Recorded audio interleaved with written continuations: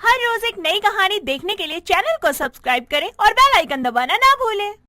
मीनल बिस्तर पर पड़ी हुई अपनी अंतिम सांसें गिनते हुए अपनी आखिरी इच्छा को जाहिर करते हुए अपनी माँ शांति से कहती है, माँ मेरी आंखें बंद होने से पहले 2 मिनट वाली खुशियों के दर्शन करवा दो। मेरी आंखें बंद होने से पहले मुझे चटपटी मैगी खिला दो। कुछ नहीं होगा तुझे, तू समझी ना? क्या बार बार आखिरी बार लगा रखा है तूने? तेरी माँ तुझे कुछ नहीं होने देगी। मैं अभी तेरे लिए मैगी बना कर लाती हूँ। शांति किचन में जाकर बेटी की आखिरी इच्छा को पूरा करते हुए कपकपाते हाथों से मैगी बनाने लगती है और तभी उसके बेटे बंकू के चिल्लाने की आवाज आती है। माँ जल्दी आओ, माँ दीदी। शांति हड़बड़ाती हुई हाथों में मैगी की कटोरी लेकर कमरे में आकर बोलती है, क्या हुआ बंकू? भोपू की तरह क्यों बज रहा है? माँ दीदी निपट गई। क्या? ऐसे कैसे हो सकता है? हे भगवान! अरे मैंने कितनी मेहनत से इसकी मनपसंद मैगी बनाई थी। मैगी खाना कितना पसंद था मेरी बेटी को। मैगी खाए बिना ही टपक गई। अब ऊपर जाकर क्या पास्ता खाएगी? 2 मिनट की मैगी में 2 घंटे लगा दिया आपने। उतने में दीदी की टाई फिस हो गई। बेचारी मेरी बहन मैगी खाए बिना ही परलोक सिधार गई। अधूरी इच्छा के साथ मर चुकी मीनल के शरीर से उसकी आत्मा बाहर निकलकर कहती है, अरे क्या हुआ? ये रोना पीटना किसके वास्ते लगा रखा है? मेरी मैगी बनी या नहीं? माँ मैं आपसे बात कर रही हूँ, सुन क्यों नहीं रही हो? मीनल की आत्मा जैसे ही अपनी माँ को छूने की कोशिश करती है, उसके हाथ आर पार हो जाते हैं, जिसे देखकर वो आंखें बड़ी करते हुए कहती है, ये क्या लोचा है? मैं पारदर्शी कब से बन गई? मैं माँ को छू क्यों नहीं पा रही? अपने साथ हो रही अजीबोगरीब हरकतों के बारे में मीनल को तब समझ आता है जब उसकी नजर अपने मृत शरीर पर जाती है और वो कहती है, मैं कब निपटी? ये तो मेरा शरीर है। मतलब मैं एक आत्मा बन गई हूँ। अरे अभी तो मैंने मैगी भी जी भर कर नहीं खाई थी। वो रही मेरी मैगी। मैगी खाने की शौकीन आत्मा मैगी से भरे कटोरी के पास जाती है और लाख कोशिशों के बाद भी वो मैगी को छूने में नाकाम रहती है, जिसके कारण मीनल की आत्मा गुस्से में आकर बौखलाती हुई बोलती है, ये क्या हो रहा है? मैं मैगी को छू क्यों नहीं पा रही? उसे खा क्यों नहीं पा रही? ये यमराज को भी मुझे बुलाने की इतनी क्या जल्दी थी? हाय मेरी मैगी। अब तो मैं आत्मा बन गई हूँ। अब तो मैं किसी के भी शरीर में प्रवेश कर सकती हूँ। तो क्यों ना अपनी मैगी खाने के लिए मैं बंकू के शरीर में चली जाऊँ। हाँ, फिर मैं अपनी मैगी खा लूंगी। अगले ही पल मीनल बंकू के शरीर में घुस जाती है और बंकू पूरी तरह से मीनल की आत्मा में बदल जाता है और हाथों से मैगी को खाने लगता है। घर में पड़ोस के लोग मीनल की मौत का अफसोस करने के लिए इकट्ठे होते हैं। तभी बंकू को मैगी खाते देखकर शांति बोलती है, अरे नालायक! यहाँ तेरी बहन को गुजरे 2 घंटे भी नहीं हुए और तुझे मैगी ठूसने की पड़ी है। ला दे ये मैगी की कटोरी। यहाँ शोक सभा चल रही है। अपनी खैरियत चाहती है तो मेरी मैगी की कटोरी नीचे रख दे और ये शोक सभा करके मेरे इस मुर्दे शरीर में क्या जान आ जाएगी जो आप सबने ये तमाशा लगा रखा है? मेरे लिए शोक सभा नहीं बल्कि भोग सभा रखो। खाना दो मुझे मेरी मैगी। हट! अरे ये तुझे अचानक क्या हो गया? ऐसे डरावनी आवाज में क्यों बोल रहा है? बंकू तेरी आवाज को क्या हो गया? कहीं तुझे सदमा तो नहीं लग गया? ए शांति देवी, साला कितना सवाल जवाब करती है रे तू। बंकू नहीं, तेरी बेटी की आत्मा हूँ मैं। खाना दे वरना मैं खाने के साथ तुझे भी खा जाऊंगी, समझी? भूत आत्मा! अरे बेटी तू अपने भाई को क्यों नुकसान पहुंचा रही है? उससे तो तेरा खून का रिश्ता है। काहे का रिश्ता रे? मरने के बाद कोई रिश्ता नहीं होता, सब खल्लास। मेरा रिश्ता सिर्फ मेरी टेस्टी मैगी से है क्या? अब तुम लोग मुझे मेरी मैगी खाने से रोक रहे हो। जो मेरे रास्ते में आएगा मैं उसे भी खा जाऊंगी। आस पड़ोस से इकट्ठे हुए लोग आत्मा का कहर देखकर वहां से अपनी जान बचाने के लिए 9-2-11 हो जाते हैं और लाइट को जलता बुझता देखकर शांति भी वहां से फुर हो जाती है। आत्मा पूरे दिन बंकू के शरीर में रहकर ढेर सारी मैगी खाती है और जैसे ही आत्मा उसके शरीर से बाहर निकलती है तो बंकू जमीन पर गिर जाता है और आत्मा कहती है, वैसे ये आत्मा वाली जिंदगी भी क्या कमाल की है। साला जो डर जिंदा का नहीं था वो मुर्दों का होता है।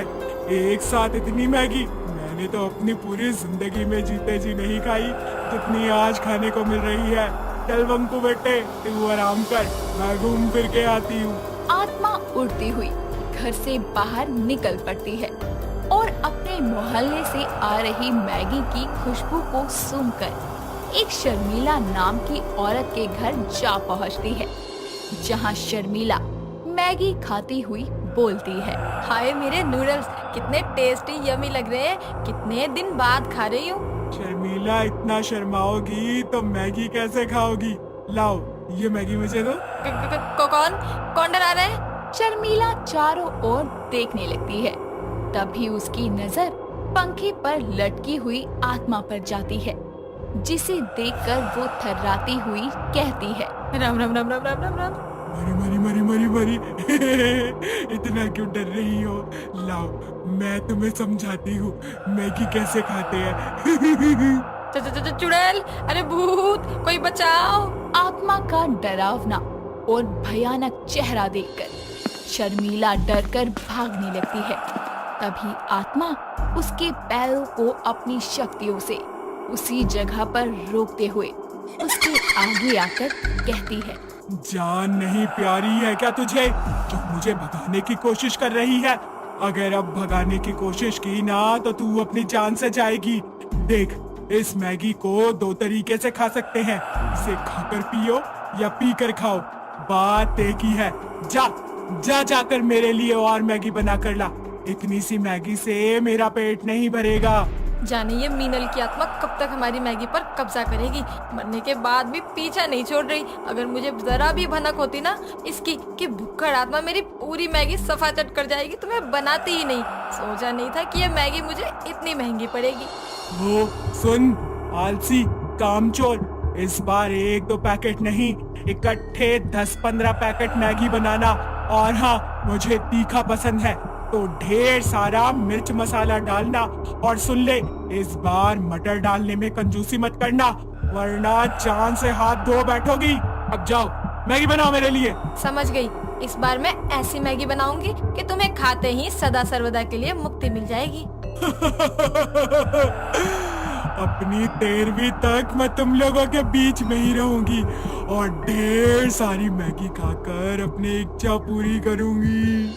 और मैगी बनने के बाद वो शर्मिला के शरीर में घुसकर मैगी खाकर उसके शरीर से निकलकर वहां से चली जाती है। समय गुजरता है। अब वो बनिए की दुकान से लेकर बाजार तक में मैगी की चोरी शुरू कर देती है। आत्मा की बढ़ती हुई हरकतों से परेशान शांति मंदिर में जाकर पंडित जी को सारी कहानी बताती है, जिसको सुनकर पंडित जी बोलते हैं, अपनी अधूरी इच्छा के कारण वो आत्मा बनकर भटक रही है। कल उसकी 13वीं के दिन उसकी इस इच्छा को पूरा कर देना। शीघ्र ही तुम्हें तुम्हारी बेटी की अतृप्त आत्मा से छुटकारा मिल जाएगा। शुक्रिया पंडित जी। आत्मा ये सुनकर खुद से कहती है, मैंने सबके हाथों की मैगी चख ली सिवाय एक के। उसके हाथों की मैगी खाए बिना मेरी आत्मा को मुक्ति कैसे मिलेगी? आत्मा उड़ती हुई अपनी सहेली स्वीटी के घर जा पहुंचती है, जहां स्वीटी अपनी माँ गोमती के साथ बैठी होती है। तभी आत्मा दीवार पर लटक कर कहती है, ए चड्डी बड्डी, कौन है? ए गोल गोल क्यों ताक रही है? ये देख, दीवार पे टंगी हूँ। भूत माँ। अरे क्या हो गया? छिपकली देख ली क्या? भूत। अरे जो कह रही हूँ सुन लो ना, वरना ये आत्मा मुझे परमात्मा के पास पहुँचा देगी। वहाँ ना पास्ता मिलेगा और ना ही वापस आने का रास्ता। आत्मा स्वीटी के शरीर में घुस जाती है और गोमती उसे मैगी बनाकर दे देती है। और आत्मा ललचाई हुई मैगी को गंदी तरह से खाने लगती है, जिसे देखकर गोमती कहती है, अरे आत्मा सवार हो गई क्या तुझ पे? जरा सलीके से खा ले, परवाह नहीं है क्या तुझे मेरी बातों की? भाड़ में जाए सब कुछ। आज इतनी मैगी खिला दो कि मेरा पेट भर जाए। मैगी की शौकीन आत्मा अपनी सहेली के शरीर से निकलकर वापस अपने घर जाती है और 13वीं के दिन कहती है, शांति देवी, महीने की हर पूर्णिमा की रात को स्वादिष्ट मैगी की राह देखूंगी मैं। याद रखना, भूलना मत, वरना मेरी आत्मा वापस आकर कोहराम मचा देगी। अलविदा। हर पूर्णिमा की रात को मैगी लेकर चौराहे पर आ जाना, इंतजार करेगी मैं। हाँ, मैं भूल से भी तुझे मैगी दान करना नहीं भूलूंगी। अब जा, बहुत डरा धमका दिया तूने हमें। इस तरह मैगी की शौकीन अतृप्त आत्मा की अधूरी इच्छा पूरी हो जाने पर उसको मुक्ति मिलती है, जिसके बाद वो सभी को परेशान करना बंद कर देती है। सुबह के 6 बजे थे। घर के सभी लोग सोए हुए थे। विनिका जल्दी से उठकर फ्रेश हो जाती है और तेज आवाज में फिल्मी गाने बजा देती है, जिसके बाद गाने की आवाज सुनकर विनिका का पति रुद्र और सास रमीला की आंखें एकदम से खुल जाती है। दोनों कमरे से निकलकर हॉल में नीचे आते हैं और विनिका के पास आकर रमीला बोलती है, ओ अतरंगी बहू, ये क्या ड्रामा कर रही है सुबह सुबह? अरे माँ जी, मैं आपकी और सबकी मॉर्निंग को हैप्पी बना रही हूँ। गुड मॉर्निंग माँ जी। यो यो। बेवकूफ, सुबह सुबह लोग भगवान के गाने बजाते हैं, प्रभु को याद करते हैं, और तूने ये क्या बजा रखा है? अरे माँ जी, रोज रोज वही भजन सुनकर मैं बोर हो जाती हूँ, इसलिए आज से ऐसे ही हैप्पी मॉर्निंग होगी। यो यो। रुद्र, पता नहीं मैंने कौन से पाप किए थे जो तुझे इस अतरंगी लड़की से प्यार हुआ और तू इसे मेरी बहू बनाकर ले आया। माँ जी, अब तो मैं आपकी बहू बन गई हूँ और आप इस बात से मुकर नहीं सकती, तो अब पछताने से कोई फायदा नहीं है। चलिए फ्रेश हो जाइए, मैं आपके लिए नाश्ता रेडी करती हूँ। इतना कहकर विनिका गाना गाती और नाचती हुई वहाँ से रसोई में जाती है और नाश्ता बनाने लगती है। कुछ देर बाद सभी लोग नाश्ते के लिए आ जाते हैं और टेबल पर बैठ जाते हैं। तभी हाथों में प्लेट को लेकर विनिका स्पिनर की तरह स्टाइल में रमीला और रुद्र के आगे प्लेट्स को फेंकती है। ये देखकर रमीला गुस्से में बोलती है, बहू, ये क्या बदतमीजी है तेरी? माँ जी, ये आपकी अतरंगी बहू का स्टाइल है। अब देखना, इसी स्टाइल से मैं आपको पराठे भी दूंगी। इतना कहकर विनिका पराठों को भी स्पिनर की स्टाइल में रमीला और रुद्र की थाली में पहुंचाकर बोलती है, देखा माँ जी, पहले प्लेट और फिर प्लेट के अंदर पराठा, कितना परफेक्ट दिया है मैंने आपको। करम जली, तेरे इस अतरंगी के चलते अन्न का अपमान हो जाता, पराठा नीचे गिर जाता तो। माँ सही कह रही है विनिका। वैसे भी पता नहीं तुम हर रोज क्या कुछ नया करती रहती हो। अब कम से कम खाना तो सीधे तरीके से दे दो। ठीक है, सॉरी, अब से ऐसा नहीं करूँगी। बस आप दोनों नाश्ता कर लीजिए आराम से। ऐसे ही दिन गुजरते जाते हैं। एक रोज विनिका अपने कमरे में बैठी हुई मैगजीन पढ़ रही होती है। तभी उसे उसमें कुछ मॉडल्स की पिक्स नजर आती है और विनिका पास में रखा अपना फोन उठाकर उसमें कैमरा ऑन करती है, जिसके बाद वो एक बार कैमरे में अपनी शक्ल देखती है और फिर मैगजीन में प्रिंट हुई मॉडल की फोटो देखती है। 3-4 बार ऐसा करने के बाद वो खुद से बोलती है, नहीं नहीं, ये नहीं हो सकता। मैं एक अतरंगी बहू हूँ। कितने वक्त से मैंने खुद को चेंज नहीं किया, लेकिन अब वक्त आ गया है कि मैं अपने इस अतरंगी स्वभाव के साथ खुद को भी अतरंगी बना लूं। आज तो मैं सबको अपने अतरंगी लुक से बेहोश कर दूंगी। इतना कहकर विनिका मैगजीन बंद करती है और फिर जल्दी से उठकर अलमारी से अपना बैग निकालती है और घर से निकलकर सीधा एक अच्छे से सैलून में पहुंचती है। विनिका सैलून में अपने बालों को सतरंगी रंग का हाईलाइट करवाती है, साथ ही कलरफुल सा मेकअप भी करवाती है। शाम होती है और जैसे ही विनिका घर पहुंचती है तभी लाइट चली जाती है और वो फोन की टॉर्च को ऑन करके रमीला को आवाज लगाती है, माँ जी, आप कहाँ हैं? जल्दी आओ, देखो मैं कैसी लग रही हूँ। आ रही हूँ, 1 मिनट रुक। हाँ माँ जी, मैं यहाँ सोफे के पास हूँ, आप आ जाओ। मेरे फोन में बैटरी नहीं है, मैं टॉर्च बंद कर रही हूँ। इतना कहकर विनिका फोन की लाइट बंद कर देती है और जैसे ही रमीला मोमबत्ती की रोशनी से विनिका का चेहरा देखती है तो वो जोर से चिल्लाती है। हाय भूत चुड़ैल डायन, कौन आ गया मेरे घर में? तभी घर की लाइट आ जाती है और विनिका बोलती है। माँ जी, मैं हूँ विनिका, आपकी बहू। ये मेरा नया लुक है। अरे मूर्खों की महारानी, ये क्या करके आई है तू? सर और मुंह पे इंद्रधनुष निकाल रखा है।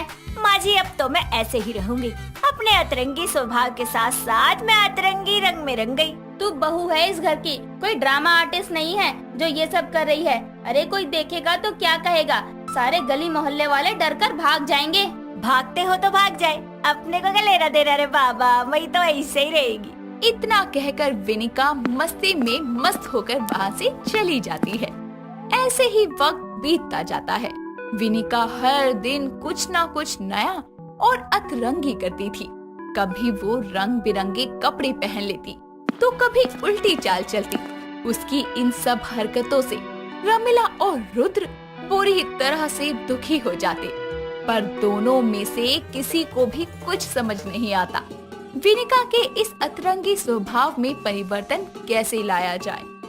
ऐसे ही एक दिन रमीला की पड़ोसन हेतल उनके घर आती है और रमीला से बोलती है। जय श्री कृष्ण रमीला बहन। नमस्ते हेतल बहन, कैसी हो? मैं तो एकदम मजे में हूँ ने। तू बता, बहू क्या घर लाई? तूने तो घर से निकलना ही बंद कर दिया। हाँ भला ऐसा भी कौन सा रूप का खजाना ले आई तू? अरे नहीं, ऐसा कुछ नहीं है, वो तो बस घर के कामों से फुर्सत ही नहीं मिल पाती। चल कोई बात नहीं, अब तो मैं ही इधर आ गई हूँ ना। चल अब जल्दी से अपनी बहू से मिलवा दे। हेतल इतना बोलती है कि तभी हाथों में चाय नाश्ता लिए हुए, आँखों पर चश्मा लगाए विनिका शाहरुख खान के स्टाइल में बोलती है। हे घंटी, नमस्ते, कैसी हैं आप? रमीला, ये शाहरुख खान की बहन कौन छे? माँ से क्यों पूछते हो सर बेटा? मैं बताती हूँ ना, मैं हूँ विनिका, आपकी बहू, इनकी बहू। ये लीजिए चाय। ठीक छे। अनेक बात में तू लड़की है तो दीपिका, ऐश्वर्या, माधुरी की एक्टिंग करने या शाहरुख खान क्यों बनी है? ये विनिका का अतरंगी स्टाइल है। हाँ देखना, कल मैं सनी देओल बनूंगी। विनिका बंद करो ये ड्रामा, तमीज से पेश आओ। रहने दे। आने रमीला, तेरी बहू तो एकदम मस्त है। कितना एंटरटेनमेंट करती है तेरी। हाँ बहू, कोई और एक्टर बन के दिखा ना। हाँ क्यों नहीं। अंडले तब मुझे बोल जाओ, क्या हो नहीं सकता। माँ तो मैं बोल जाऊँ, आधा होना नहीं दूंगा। आने बहू, तू तो छा गई ने। ठीक है आंटी, हाँ बातें करो, मैं जाती हूँ। इतना कहकर विनिका वहाँ से चली जाती है। कुछ देर रमीला से बात करने और विनिका की तारीफों के पुल बांधने के बाद हेतल भी वहाँ से चली जाती है। ऐसे ही दिन गुजरते हैं। विनिका का अतरंगी अंदाज जो भी देखता वो उसका फैन बन जाता, सिवाय रुद्र और रमीला के। वो तो यही चाहते थे कि विनिका सुधर जाए, तो वही विनिका अपनी दुनिया में एकदम मस्त थी, जिसे किसी की बातों से नमक के दाने जितना भी फर्क नहीं पड़ता। ऐसे ही विनिका अपने अतरंगी वीडियो बना कर इंस्टा पर पोस्ट करने लगती है। धीरे धीरे उसकी फैन फॉलोइंग बहुत ही स्पीड में बढ़ने लगती है, पर रमीला और रुद्र को इस बात की भनक तक नहीं थी। और एक शाम रमीला गुस्से से विनिका को बोलती है। विनिका, मैंने और रुद्र ने तुझे कितना समझाया, पर तू नहीं मानी। तू खुद में सुधार नहीं ला सकती ना? अरे जब से घर में आई है, रोज कुछ ना कुछ बेहुदा हरकतें करती रहती है।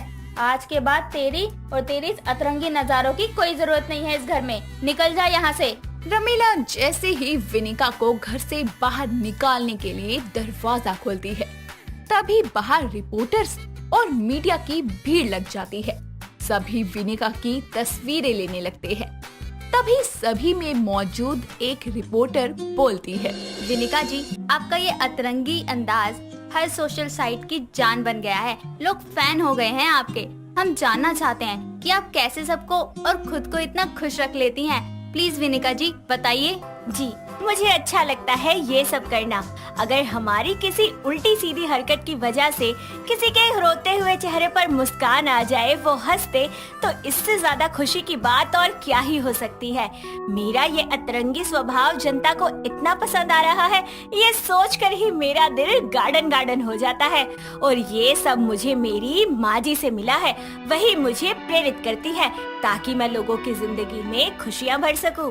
कुछ देर बाद मीडिया वाले वहाँ से चले जाते हैं और रमीला को भी अपनी गलती का एहसास होता है, जिसके बाद वो अपनी बहू से माफी मांगती है और दिल से अपनी अतरंगी बहू विनिका के सारे अंदाज को अपना लेती है। नक्श अपने दोस्त अमन को गले लगाकर बहुत खुशी से बोलता है, भाई आज तेरी भाभी रिद्धि ने फाइनली मेरा प्रपोजल एक्सेप्ट कर लिया। आज तू जो मांगेगा वो मिलेगा तुझे। मांग क्या चाहिए? पक्का ना साले, जो मांगूंगा वही देगा। अरे हाँ हाँ, तेरे भाई ने बोला ना आज पार्टी मेरी तरफ से। कल फिर रिद्धि के घर जाकर शादी की बात भी तो करनी है, इसीलिए जो भी चाहिए अभी बोल। चल फिर अड्डे पर, तुझे तो पता ही है बिना गला गीला किए हमारी पार्टी कहाँ पूरी होती है। हाँ ये तो सही कहा, चल भाई। नक्श और अमन एक बार में जाते हैं जहाँ वो बहुत ज्यादा ड्रिंक कर लेते हैं। इतनी ड्रिंक कि नक्श से तो चला तक नहीं जाता। तभी दोनों अपने ड्रिंक को खत्म करके घर के लिए निकलते हैं। तभी नक्श गिर जाता है और अमन उसको संभाल। भाई घर चल, ज्यादा देर हो गई तो आंटी ने घर में नहीं घुसने देना। चल आज गाड़ी तेरा भाई चलाएगा। Vroom vroom. साले गाड़ी तक तो पहुंच जा पहले। नशे में टुल होकर भी नक्श किसी तरह टेढ़ी मेढ़ी बाइक चलाकर घर के पास पहुंचता है कि घर की सीढ़ियों पर वो जोर से गिरता है और अमन उसको उठाते हुए बोलता है, भाई तू ठीक तो है ना, लगी तो नहीं? नक्श की माँ सुमन वहाँ आती है और बोलती है, ये क्या हुआ इसको, ऐसे नीचे क्यों पड़ा है? अरे माँ, आज तेरे बेटे ने बाइक को हवाई जहाज की तरह उड़ाया। आज फिर पी के आया है। अरे नालायक, जब संभलती नहीं है तेरे से तो क्यों इतने डफता है? जैसी तेरी हरकतें है ना, तुझे किसी ने लड़की भी नहीं देनी। दे दी माँ दे दी, तेरी बहू ने हाँ कर दी तभी तो पार्टी की। पर अमन मेरे यार, ये आंखें नहीं खुल रही मेरी। जितनी तूने पी रखी है तेरी तो जुबान भी नहीं खुलनी चाहिए थी। तू उठ, सुबह उतरेगी तो खुल जाएगी। लेकर आजा बेटा इस नालायक को अंदर। अमन नक्श को कमरे में सुला देता है और खुद भी उसी के साथ सो जाता है। अगले दिन सुबह सुमन नक्श को आवाज मारकर उठाती है तो आंखें खोलकर भी नक्श नींद में बोलता है, माँ अभी तो अंधेरा हो रहा है, सुबह तो होने दो। तेरी मानू कंजरा, सूरज सर पर आ गया है और कब होनी है तेरी सुबह? जल्दी नीचे आ जा वरना टांगे तोड़ दूंगी। यार अमन तू कहाँ है? ये मेरे कमरे में इतना अंधेरा क्यों हो रखा है? लाइट जला जरा। अबे पागल है क्या? रोशनी मेरी आंखों में चुभ रही है और तुझे अंधेरा लग रहा है? क्यों मजाक कर रहा है? अंधेरा ही तो है। तू कहाँ है यार? मुझे कुछ दिखाई नहीं दे रहा, लाइट जला। अमन नक्श की बात सुनकर घबरा जाता है और उसको खिड़की के पास ले जाकर बोलता है, अब दिखी रोशनी? साले लाइट जला तभी तो दिखेगी। अमन समझ जाता है कि नक्श की आंखों की रोशनी चली गई है, जिसके बाद वो उससे बोलता है, भाई तू अंधा हो गया? सुबह के 10 बज रहे हैं लेकिन तेरी आंखों में रोशनी ही नहीं जा रही। नहीं यार, ये क्या हुआ? ऐसा नहीं हो सकता। रिद्धि के घर रिश्ते की बात करने जाना था। अगर उसको और उसके घर वालों को पता लगा कि मैं अंधा हो गया हूँ तो रिश्ता जुड़ने से पहले ही टूट जाएगा। दोनों इस बात से परेशान होते हैं और सुमन नीचे से आवाजें लगा रही होती है, जिसको सुनकर अमन संभल कर नक्श को नीचे लेकर आता है और नक्श प्यार का मारा अपनी माँ को सब कुछ बताने की जगह रिद्धि के बारे में बताता है। और सुमन जब अपने बेटे के प्यार की दास्तान सुनती है तो खुशी में बौखला कर बोलती है, सच्ची तुझे लड़की मिल गई, धन्य भाग मेरे। अब मेरे घर भी बहू आएगी, वरना तेरे लक्षण देखकर तो लगता ही नहीं था कि कोई तुझसे शादी भी करेगी। मैं अभी तैयार होकर आती हूँ, फिर हम रिद्धि के घर चलेंगे। सुमन तैयार होने चली जाती है और नमन भी नक्श को तैयार कर देता है।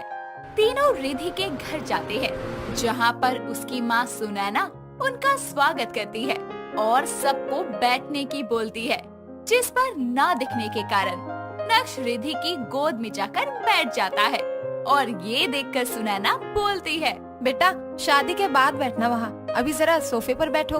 ओ माफ करना आंटी जी। दोनों परिवार मिलकर रिश्ते की बात करते हैं। इस बीच रिद्धि नक्श को ही देख रही होती है और नक्श इधर उधर देख रहा होता है।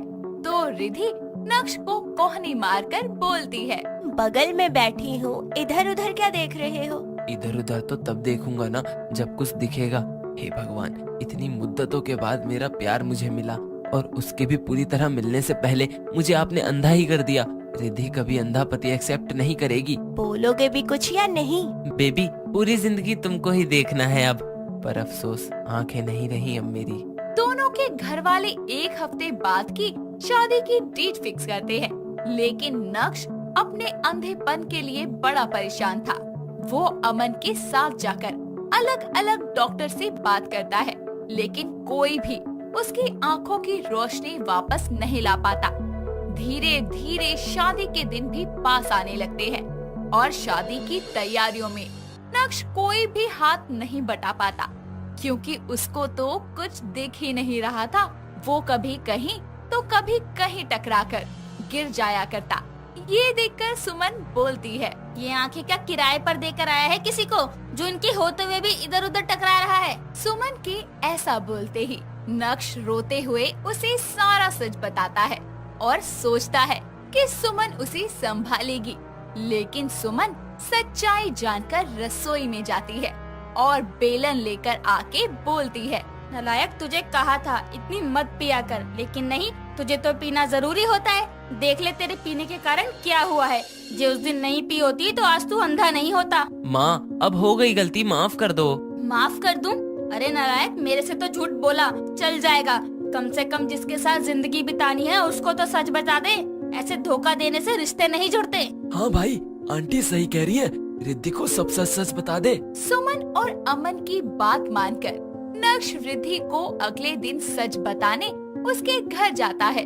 वहाँ सभी मेहंदी की तैयारियों में लगे होते हैं और दूल्हे को ऐसे अचानक अपने घर देखकर सुनैना और रिद्धि उसके पास आकर बोलते हैं, हाँ नक्श बोलो, और तुम उधर कहाँ देख रहे हो? यहाँ मेरी तरफ देखो। मैं जहाँ भी देख रहा हूँ तुम उस तरफ आ जाओ, क्योंकि मेरी आंखों की रोशनी जा चुकी है, मैं देख नहीं सकता। क्या मजाक कर रहे हो? अमन सबको सारा सच बताता है, जिसके बाद नक्श बोलता है, मैं अपने रिश्ते की शुरुआत झूठ से नहीं करना चाहता था। मानता हूँ तुमसे प्यार करता हूँ और शायद ये सच बताकर तुमको हमेशा के लिए खो दूंगा, लेकिन झूठ बोलकर तुमको पा भी लेता तो क्या होता, कभी तुमसे नजरें नहीं मिला पाता। नजरे तो तू सच बोलने के बाद भी नहीं मिला पाएगा। अबे साले, फ्लो मत बिगाड़।